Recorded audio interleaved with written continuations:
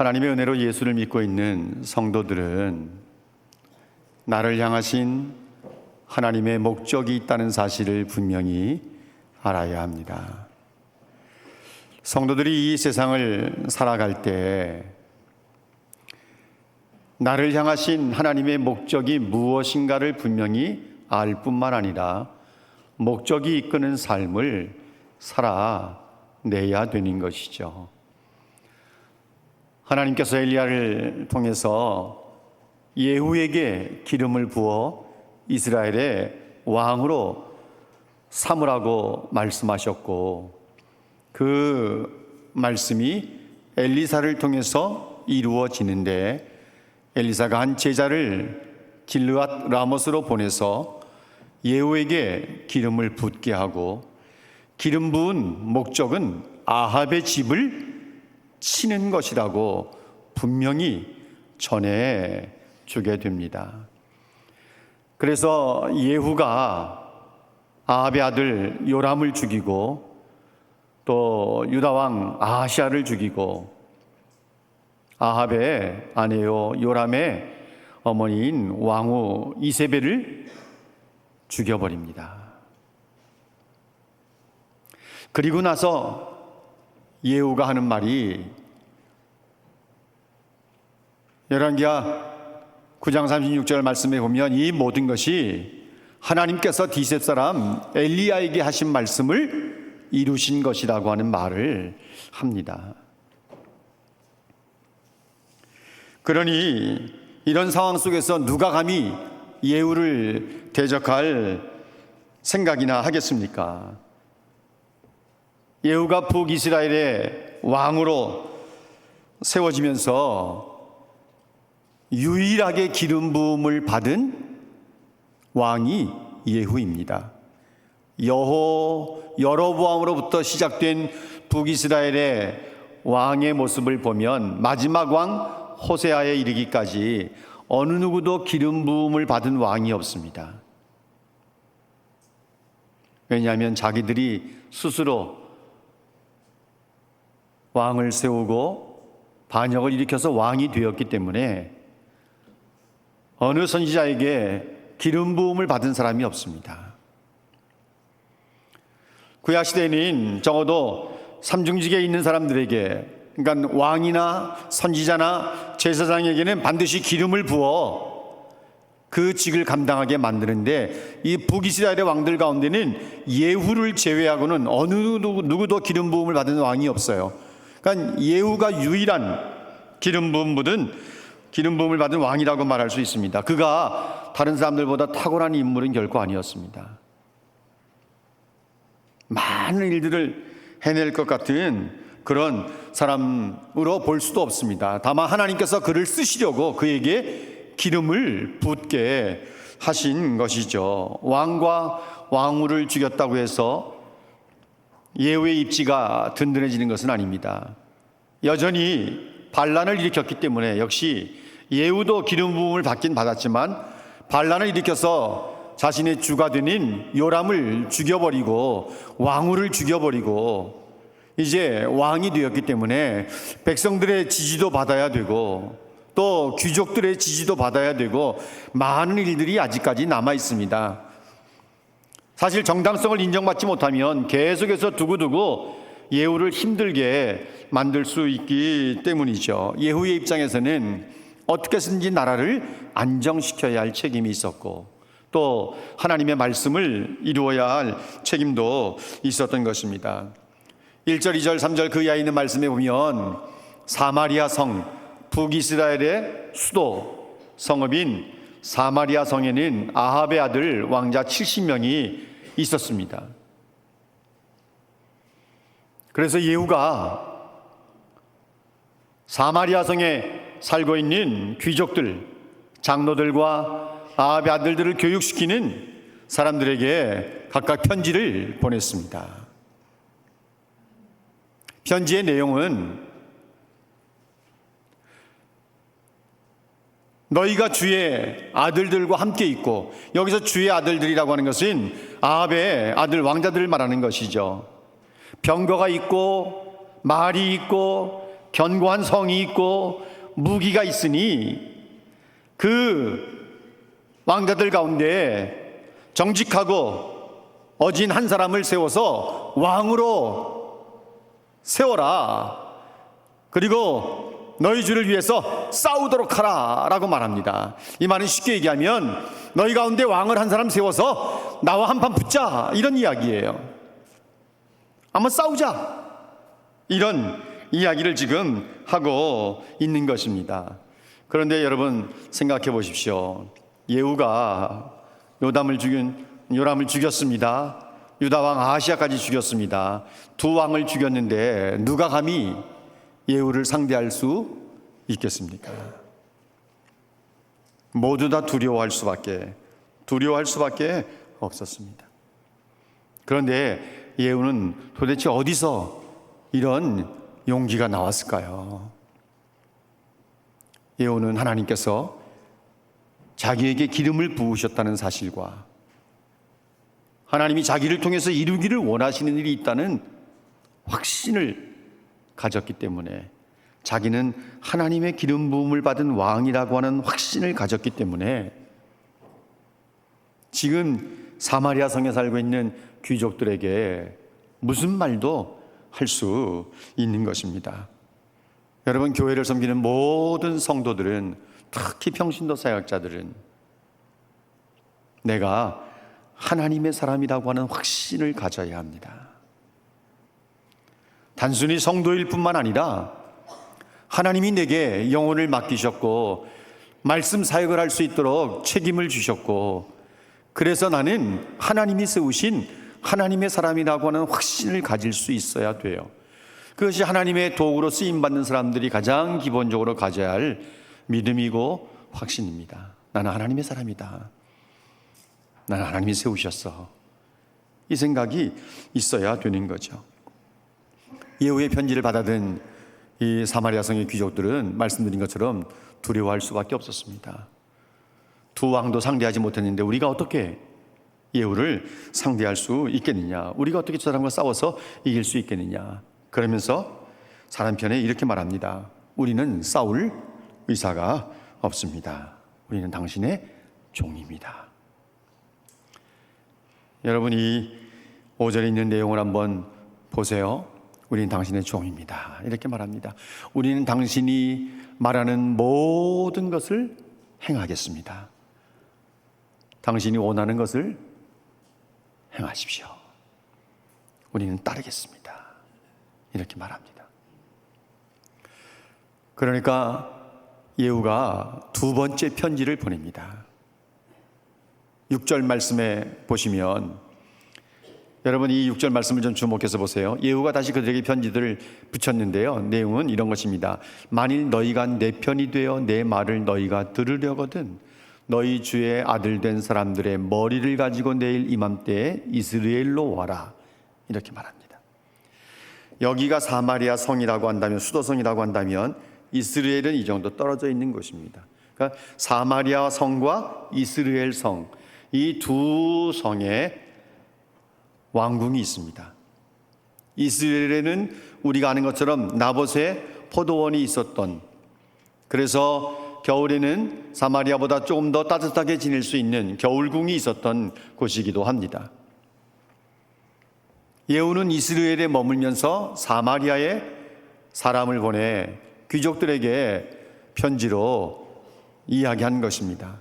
너희가 만일 내 편이 되어서 내 말을 들으려고 한다면 너희 가운데 있는 너희 주의 아들들 죽여 머리를 베어 내일 이맘때쯤 이스라엘로 와라. 이렇게 말합니다. 굉장히 도전적인 이야기 아닙니까? 너희는 아합의 편에 설래, 내 편에 설래, 이런 이야기를 지금 하고 있는 것입니다. 그렇게 편지가 전달될 때 아합의 왕자들 70명이 그곳에 있었는데, 마침 그곳에 귀족들이, 장로들도 있었고 이 아합의 왕자들을 교육시키는 사람들도 있었던 것입니다. 그들이 편지를 받아드는 순간에 그 안에는 성읍의 책임자도 있었고 오늘 여기 우리가 읽은 내용을 쭉 보시면요, 왕궁을 책임지는 사람도 있었고, 성읍을 책임지는 자도 있었고, 장로도 있었고, 왕자들을 교육하는 사람도 있었고, 이들이 편지를 받아드는 그 순간에 왕자들 70명을 죽입니다. 그리고 70명의 머리를 광주리에 담아서 이스라엘로 보냅니다. 뭐 어떻게 다른 생각을 전혀 가질 수가 없었던 것이죠. 여기서 우리가 예후의 고도의 정치적인 수단을 볼 수 있는 거예요. 자기 손에 피를 묻히지 않습니다. 아합의 왕자들 70명을 죽이는데 자기 손에 피를 묻히지 않아요. 그러면서 사마리아 성에 살고 있는 귀족들의 마음을 충동시켜서 너희가 내 편에 서서 내 말을 들으려거든 이러면서 도전을 합니다. 그러니 귀족들은 두려워 떨 수밖에 없는 가운데 70명의 왕자들의 머리를 베어 이스라엘로 보낼 수밖에 없었던 것이죠. 예후는 그야말로 자신의 손에 피 묻히지 않고 이 아합의 70명의 왕자들의 목을 받게 됩니다. 결국 왕자들의 머리가 왔다는 이야기를 듣고 성문 문 어귀에 쌓아두라고 말합니다. 그것을 보는 백성들로 하여금 경고를 하기 위함이고, 또 한편으로는 아합 가문의 권력이 얼마나 무상한지, 또 한편으로 예후의 힘이 얼마나 강한지, 사마리아 성에 살고 있는 귀족들이 예후의 말 한마디에 왕자들의 70명의 목을 베어 이스라엘 성읍으로 가져왔다고 하는 것은 그것을 보는 모든 백성들에게 굉장한 충격을 주었을 것입니다. 너희들 가운데 누구든지 조금이라도 흑심을 품고 도전한다면 이와 같이 될 것이라고 하는 것을 경고하기 위한 표현이라고도 우리가 말할 수 있는 것이죠. 그 이튿날 예후는 백성들에게 이렇게 말합니다.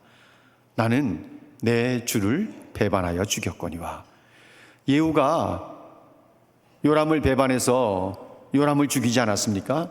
그것을 백성들한테 솔직하게 다 공포를 합니다. 나는 내 주 요람 왕을 배반하여 그를 죽였는데 이 여러 사람들을 죽인 자는 누구냐? 이 70명을 죽인 사람들은 도대체 누구냐라고 묻습니다. 사실 그 원흉은 예후라고 말할 수 있는 거예요. 그런데 이렇게 묻는 것은 자신은 이 일에 대해서 책임질 리 없다고 하는 사실을 언급하면서 그 일에서 완전히 빠지게 되는 것이죠.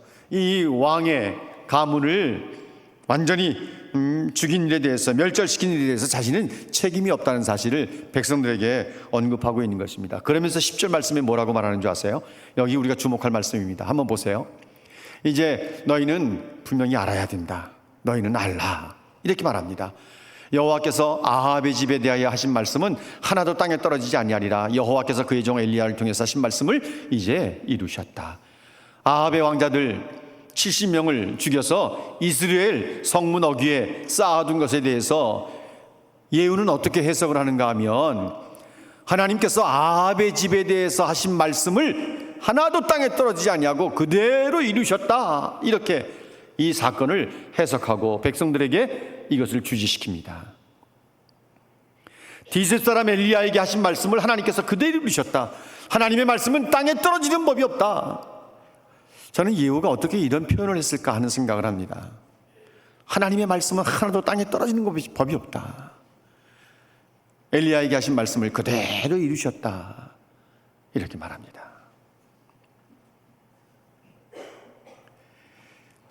예후는 요람을 죽이고 이세벨을 죽이고 왕자들 70명을 죽인 일은 그의 종 엘리야를 통해서 하신 말씀을 이루신 것이다, 이렇게 이 사건을 해석하고 있는 것입니다.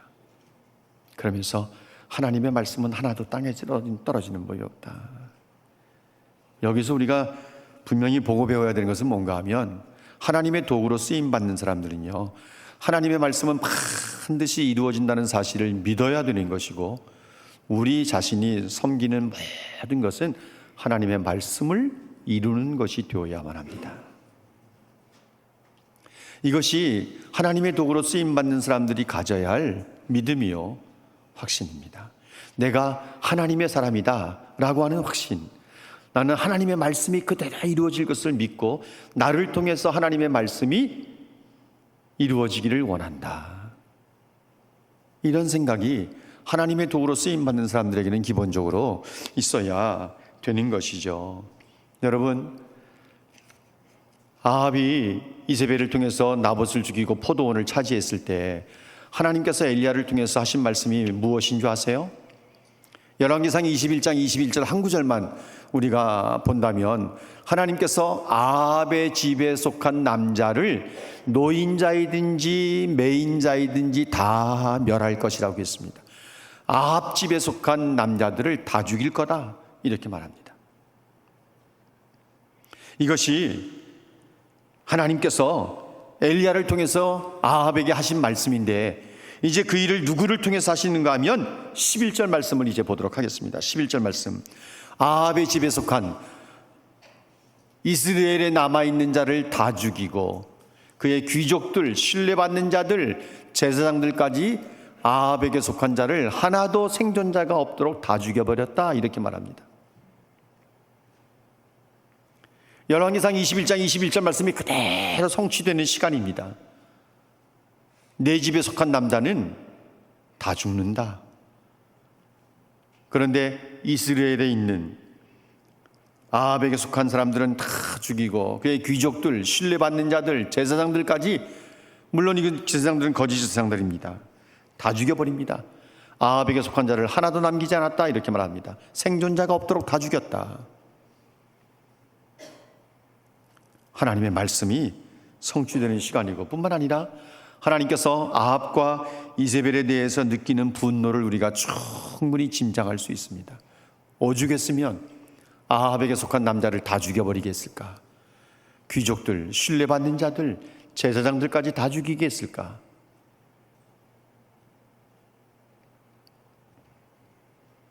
하나님께서 말씀하신 그 말씀을 이루어 가시는 것입니다. 이제 이스라엘에서 어디로 가는가 하면 사마리아로 갑니다.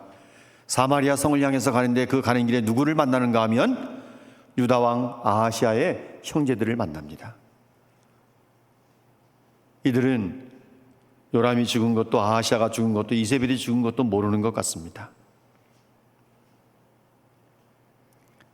예후는 신하들을 통해서 이 아하시아의 형제들 42명도 다 죽여버립니다. 학자들은 꼭 그렇게까지 할 필요가 있을까 하는 물음표를 붙이는 것도 사실입니다. 꼭 이렇게까지 할 필요가 있었을까? 그런데 아하시아가 아합 집안의 사위가 되었기 때문에 그를 죽인 것이고, 아하시아의 형제들이라고 하니까 그들마저도 다 죽인 것으로 우리가 볼 수 있는 거죠. 여러분, 이제 17절 말씀을 보시길 바랍니다. 17절 말씀을 보시면 어디에 왔습니까? 사마리아에 왔습니다. 사마리아에 와서 거기에 남아있는 아합에게 속한 사람들, 이스라엘 성에 있는 아합에게 속한 남자들, 사람들을 다 죽였는데, 생존자가 없게 만들었는데, 사마리아 수도성에 와서 아합에게 속한 사람들을 죽여서 어떻게 했다고요? 진멸했다. 이것을 어떻게 해석합니까? 여호와께서 엘리야에게 하신 말씀과 같이 되었더라, 이렇게 말합니다. 하나님의 일을 하는 사람들은요, 반드시 하나님의 말씀대로 되어진다고 하는 사실과 우리 자신이 하나님의 말씀을 이루는 사람들이 되어야 된다고 하는 사실을 분명히 알아야 되고, 또 하나님의 말씀을 이루는 것을 가장 영광스럽게 생각해야 합니다. 사실 그것이 복이 되는 거죠. 사마리아로 가는 도중에 누구를 만나는 줄 아세요? 레갑의 아들 여호나답이라는 사람을 만납니다. 여호나답이라고 하는 사람이 누군가, 왜 느닷없이 여기에 등장하나 궁금할 수 있을 텐데, 이 여호나답은요, 레갑의 아들인데, 이 열왕기하서를 주애를 달고 있는 성경 교수는 이렇게 말합니다. 이 여호나답이 순수주의적 종파를 창시한 사람이라고요. 성경을 읽다가 레갑의 아들 요나답 어디서 본 것 같은데 이런 생각 들지 않습니까?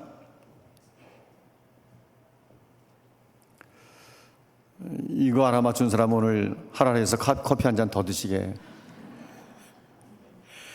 레갑의 아들 요나답, 어디에서 읽어본 것 같지 않아요? 예레미야서에 나옵니다.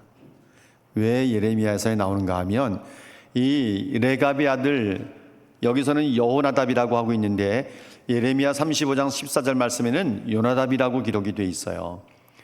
이 여호나답이 순수주의적 종파를 창시했는데 이제는 개인적인 재산을 모으지 않는다. 한 곳에 오래 머물지 않는다. 포도주를 입에 대지 않는다. 이러면서 가나안의 이 이교적인 문화들을 다 배척을 했어요.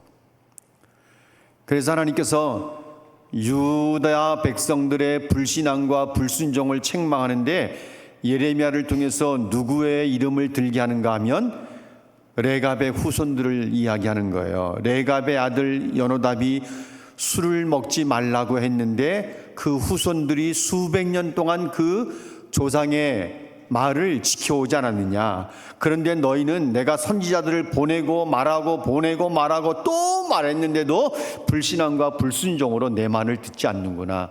책망할 때 이 레갑의 아들 요나답의 이름을 예레미야를 통해서 사용을 하십니다. 예후가 왜 이 레갑의 아들 여호나답을 반겼는가 하면 여호나답도 바알 숭배를 가나안 땅에서 몰아내기를 원했던 사람이었어요. 그래서 여호나답에게 이렇게 말합니다. 내 마음이 내 마음을 향해서 진실한 것처럼 너도 그렇냐? 라고 묻습니다. 그러니까 여호나답이 그렇습니다. 그럼 나와 손을 잡자. 손을 내밀 때 여호나답이 예후의 손을 잡습니다. 그래서 예후가 끌어당겨서 자기 병거 위에 올려놓고 사마리아 성으로 함께 가는 것입니다. 그때 16절 말씀에 예후가 여호나답에게 뭐라고 말했는지 한번 보세요. 나와 함께 가서 여호와를 위한 나의 열심을 보라. 이렇게 말합니다. 여러분, 하나님의 일을 하는 사람들에게 가장 주의할 것이 하나 있습니다. 그것은 교만입니다. 교만이 틈타지 못하게 하셔야 합니다. 예후가 하나님께서 맡겨주신 아합의 집을 치는 일에 열심을 냈던 건 사실입니다. 그런데 이미 이것이 예후에게는 은근한 자랑거리가 되어 남아 있습니다. 나와 함께 가서 여호와를 위한 열심을 보라. 이러면서 17절 사마리아 성에 들어가서 그곳에 아합에게 속한 남아있는 사람들을 다 진멸해 버리게 되는 거죠. 하나님의 백성들은 늘 이렇게 말해야 합니다. 내가 마땅히 해야 할 일을 한 것뿐입니다. 처음부터 마지막까지 겸손으로 가셔야 합니다. 하나님이 나를 부르신 것을 감사하고 나를 하나님의 사역에 참여시킨 것을 영광스럽게 생각하는 마음으로 내가 마땅히 해야 할 일을 한 것뿐입니다. 하나님의 은혜입니다. 이런 말들이 입에서 나와야 되는 것이죠. 내가 하나님이 나를 부르셔서 일꾼을 삼으셨다고 하는 하나님의 사람이라고 하는 확신, 하나님의 말씀대로 되어질 것을 믿고 하나님의 말씀을 이루는 일에 전심전력을 다하면서 아무리 많은 섬김과 수고를 땀을 흘렸다 할지라도 마땅히 해야 할 일을 한 것뿐입니다. 하나님의 은혜입니다. 겸손 모드로 처음부터 마지막까지 가야 되는 것입니다. 사람들이 열심을 갖고 하다 보면요, 멈출 줄을 몰라요. 그리고 선을 넘어요. 하지 않아야 할 말을 해요. 보이지 않아야 할 행동들을 해요. 그런 표정을 지어서는 안 되는데 표정을 바꾸기도 해요. 그래서 조심해야 돼요. 그리스도인의 삶은요, 공로의식, 명예의식, 교만한 마음들 멀리 하셔야 합니다. 우리의 수고와 공로를 하나님이 기억하시면 족한 거지. 우리가 수고하는 것에 대해서, 섬기는 것에 대해서, 봉사하는 것에 대해서 하나님께서 기억하신다고 하지 않았습니까? 하나님이 기억해 주시면 되는 거지. 누가 누구를 향해서 큰 소리를 친단 말입니까? 교회가 왜 문제가 생기는 거예요? 내가 너보다 잘났다는 생각들을 가지고 있는 사람들이 있기 때문에 문제가 생기는 거예요. 신앙을 잘못 배운 거고 신앙생활을 잘못 배운 거죠. 내가 일을 할 수 있다는 것 자체가 감사한 것이고 하나님이 나를 그 사역에 부르시고 쓰신다는 것 자체가 영광스러운 것이어서 내가 마땅히 해야 할 일을 한 것뿐이라고, 하나님이 나를 쓰시는 것이 나는 감사할 뿐이고 영광스러울 뿐이라고 하는 반응을 보이면서 겸손하게 그 사역을 묵묵히 쭉 하시다가 하나님 오라 부르시면 가면 되는 거지. 뭔 말이 그렇게 많은 사람들이 가끔 나옵니까? 말하라고 누가 권세를 주신 거예요? 여러분, 우리가 신앙생활 하다 보면 정말 마음에 안 드는 사람들이 눈에 보일 수 있습니다. 그런데 화원교회가 개척되어져서 30년을 오는 이 기간 동안에 제가 깨닫고 또 깨닫는 건 뭔가 하면 조금만 참고 기다리면 웬만한 사람은 다 변하더라 하는 것입니다. 변합니다. 변해요. 지금 여러분의 눈에 마음에 안 드는 사람이 있을 수 있어요. 그렇다고 여러분들이 말할 자격이 있어요? 누가 그런 권세를 주셨길래, 누가 그런 자격을 주셨길래? 아무도 없어요. 다 교회를 사랑하는 열심을 가지고 말한다는 거 알아요? 말하고 싶은 것들은요, 하나님께서 가지고 나갔어요. 눈에 보이는 사람에게 말하고 싶어 죽겠거들랑 제 집사람에게 가시죠. 웬만하면 나한테 오지 마시고.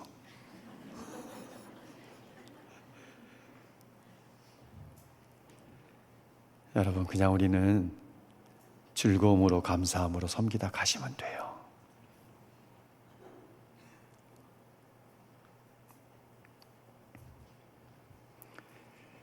(30여 년) 전에 제가 섬겼던 교회 한 청년이 겨울에 연탄가스로 세상을 떠났습니다.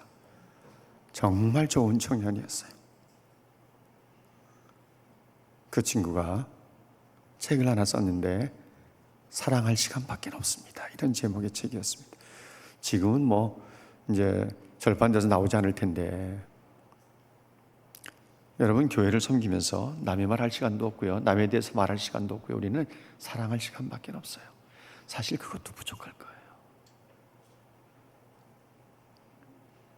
하나님의 도구로 쓰임받는다는 것 자체가 기쁨이고 감사고 영광이어야만 되는 것이죠. 요즘 살기 얼마나 힘듭니까? 물가는 올라가고 삶은 녹록하지 않고 부대끼는 일들은 많은데 힘들어하는 분들이 참 많습니다. 그래도 감사한 것은 우리에게는 든든한 배경이 있지 않습니까? 하나님이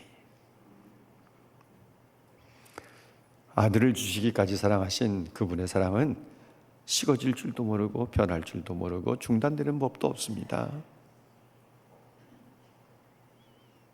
제자들의 발을 씻기는 장면에서 요한복음 13장에 요한이 이런 말을 기록하지 않았습니까? 예수님께서 자기 사람들을 사랑하시되 끝까지 사랑하셨다고요.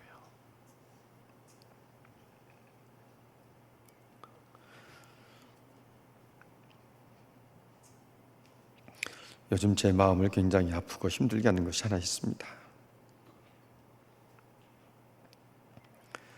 자녀들 때문에 힘들어하는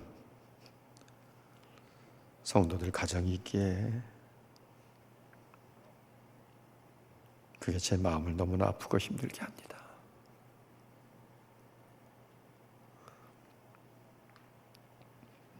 그래도 여러분, 실망하거나 낙심하지 마십시오. 전능하신 하나님을 바라보시고 끝까지 그 하나님을 붙잡고 가시면 우리는 내 자녀들을 향하신 하나님의 계획이 뭔지 잘 모를 수 있어요. 아직 다 몰라요. 그들의 인생이 끝난 게 아니지 않습니까? 지금 어떤 가운데 있다 할지라도 하나님께서 어떻게 그 사람을 어떻게 만드시고 어떻게 사용하실지 아무도 몰라요. 지금 잘 나가는 것 같아도 한순간에 곤두박질할 수 있고요. 지금 뭐 밑바닥 인생인 것처럼 보여도 하나님께서 올려놓으시면 한순간에 올라갈 수 있어요.